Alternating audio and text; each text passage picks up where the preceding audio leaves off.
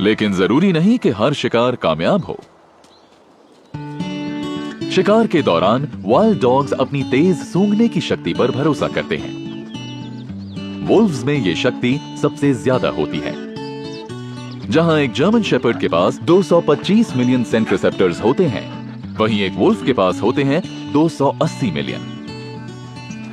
इनकी ताकतवर नाक खतरे का संदेश देती है और अपने दल तक उसकी जानकारी पहुंचाती है। अगर वातावरण सही हो तो वुल्व्स 2.5 किलोमीटर दूर से अपने शिकार को आसानी से सूंघ पाते हैं। वहीं डिंगोज की बात करें तो सूखे बंजर इलाकों में गर्मी को झेलने का इनका भी एक अपना अलग तरीका है।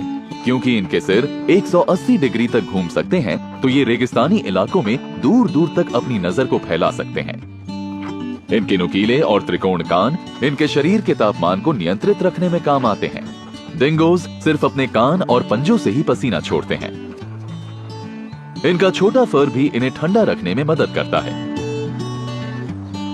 इसके अलावा वाइल्ड डॉग्स की नजरें तेज होती हैं और दांत नुकीले होते हैं।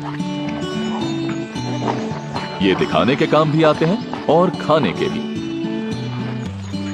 ये उन विशेषताओं के कुछ उदाहरण हैं जो वाइल्ड डॉग्स को मजे से अपनी जिंदगी जीने में मदद करते हैं।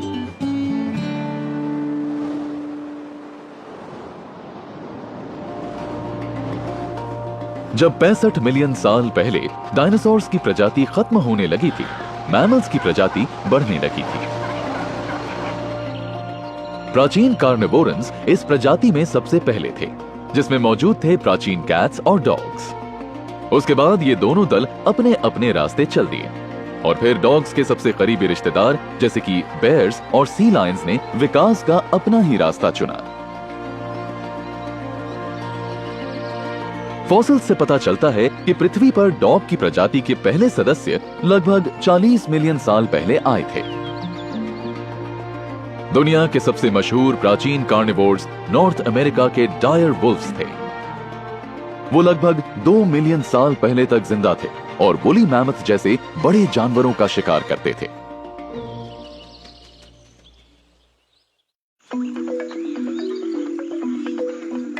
अलग अलग तरह के वाइल्ड डॉग्स दिखने में तो अलग हैं ही और अलग अलग परिस्थितियों में भी रहते होंगे, लेकिन इन सभी के बर्ताव में बहुत सी समानताएं हैं।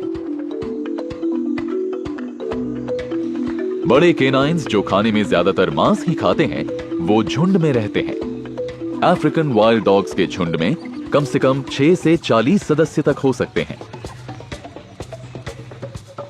ये शिकारी दूर दूर तक सफर करते हैं और फैलकर बड़े इलाकों की रक्षा करते हैं, जो लगभग 200 से 700 वर्ग किलोमीटर तक हो सकता है। इसका मतलब ग्रेटर लंदन जितने बड़े शहर को घेरने के लिए इनके 2 झुंड काफी होंगे। मादाएं एक बार में 20 बच्चे पैदा कर सकती हैं, जो केनाइन्स में सबसे ज्यादा है, और इन सभी का ध्यान पूरा झुंड रखता है। अफ्रीकन वाइल्ड डॉग्स भी वही करते हैं जो ज्यादातर बड़ी फैमिलीज एक साथ करती हैं। आराम करना, थोड़ी सी लड़ाई के मजे लेना, इसका पता लगाना कि सबसे ताकतवर कौन है, और मिलकर शिकार करना। जहां अफ्रीकन वाइल्ड डॉग्स हमेशा टीम में ही शिकार करते हैं, वुल्व्स कभी कभी अकेले शिकार करते हैं, खासकर जब शिकार की कोई कमी ना हो।